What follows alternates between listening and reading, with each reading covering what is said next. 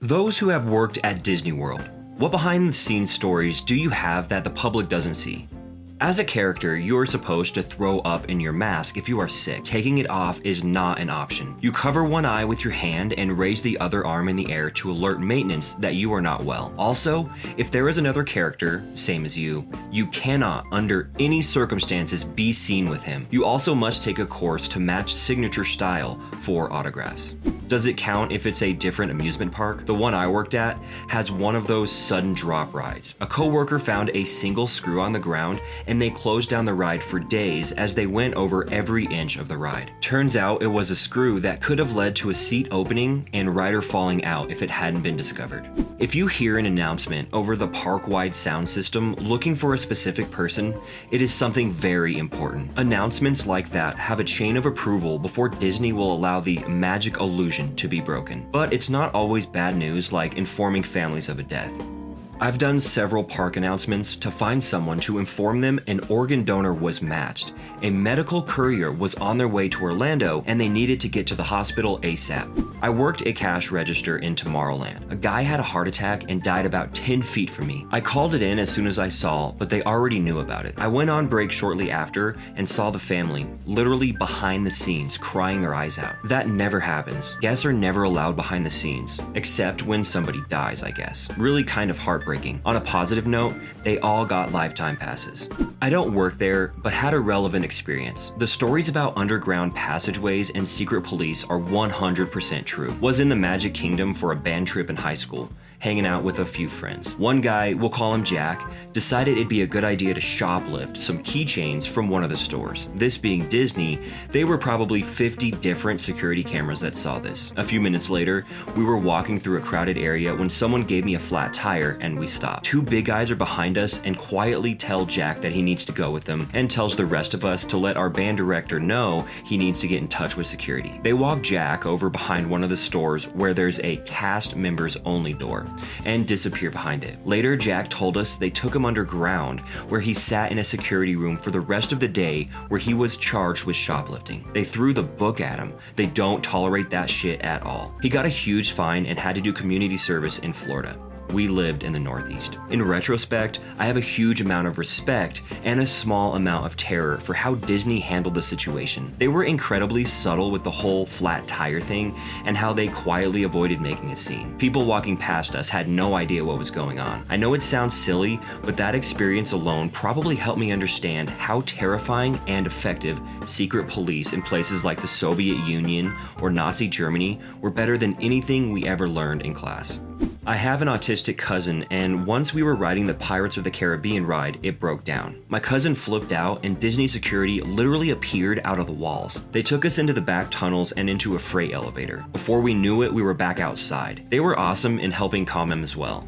I worked at Club Disney for the brief time it was open. We had codes we used on the radio headsets that were coordinated with character names. For instance, Code Blue meant there was blood that needed to be cleaned up immediately. One day, I'm taking a stroll around the club to check on things when I spot a small boy about 2 years old taking a massive dump right in the middle of the play area. He sees me, starts to cry, and runs away with no clothing on the lower half of his body. I get on the radio and can't think of what to say as we didn't discuss a code for human feces in the play area and naked kid running around. So I just called, I have a code poo situation in the play area and piglets on the loose.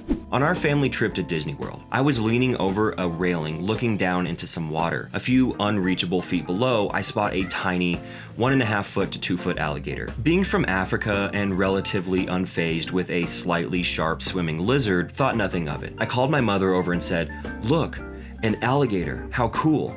Sweet Jesus, was this a mistake? Not 2 seconds later, ease everywhere, man. A staff member was looking over the railing, whispering on the radio. All hell broke loose in the most hushed professional way. We were escorted away on a golf cart and a huge section of the park was cornered off. We were taken to a room where they were very apologetic for our negative experience and offered us a free day VIP, the works. So we gave them a very big thank you and took what was offered. In the future, I will be smuggling other small harmless creatures in for free stuff. I also got stuck on the Big Thunder mountain ride in Paris. That was handled in a much more French way, i.e. sous désolé, blow smoke in face. Made a new account just for this thread. I am a former Disney World Resort employee. I worked as a concierge at a deluxe resort, but sometimes had shifts at a valuable, moderate level resort. I came across a lot of famous and crazy people.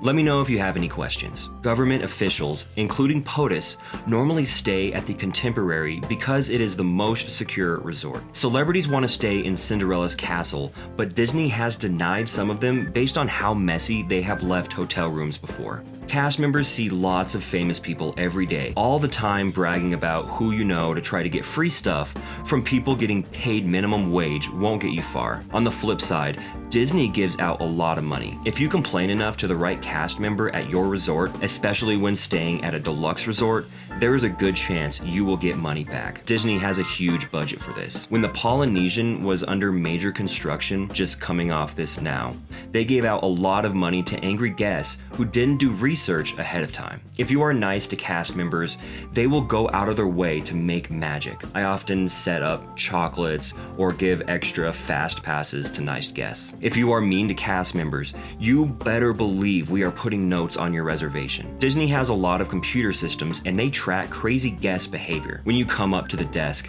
and scan your magic band, I will be warned if you have yelled or been out of line to another cast member. And that is across the board. All the Disney resorts use the same system. As for craziest stories, I have been asked where to get drugs, where to go to get prostitutes, and I also had a guest that ended up being a con woman. I have also had guests pass me their phone number. I can only imagine how bad it is for the princesses. You definitely learn a lot about people and grow thick skin working for Disney. I think that experience helped me get my current job, but also allowed me to have newfound respect in what may be the most difficult customer service industry around. Let me know if you have questions. A friend of mine told me that the rules for workers at the European Disneyland were so strict that they took to calling it Mausenwitz. When management got wind of this, they were told that anyone found using that name again would be fired. Everyone in the call centers is given a stage name, so no two agents have the same name to the guests. Most unique stage names I can remember: Cotton, Casper, Arizona, Lucinda. When you are in training, they give you a selection of like 20 names to choose from, so you better hope you are one of the first ones to pick so you can get a normal name and not stuck with Cotton.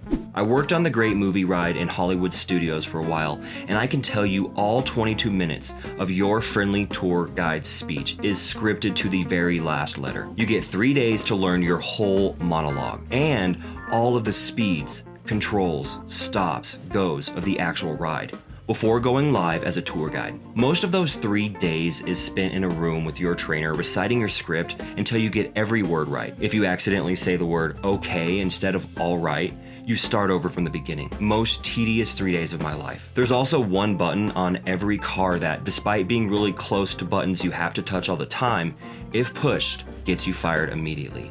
Just moved back from doing a Disney college program. If you see someone working at Disney that has a name tag with their college on it, they are doing it also. I was an international rep, as are about 1/3 of the people living there, adding to the orgy context. We learned that a lot of the American girls there liked foreign guys. The things that go on in the housing complexes are astonishing. So much sex, so many drugs, so much alcohol. Hell, every Monday night, us internationals have a Happy Mondays event where we get in our country's teams and go to bars to play other countries' teams and drinking games. I know a guy who was goofy. He used to do cocaine all the time. It's like a typical college campus, except 4 complexes of people who all work for Disney. My best story is the day I was working and managed to give a girl who was a guest in the park that day my number, and met up with her that night and got up to stuff. Thank you for watching. If you enjoyed this video, subscribe to the channel and press the like button. Bye.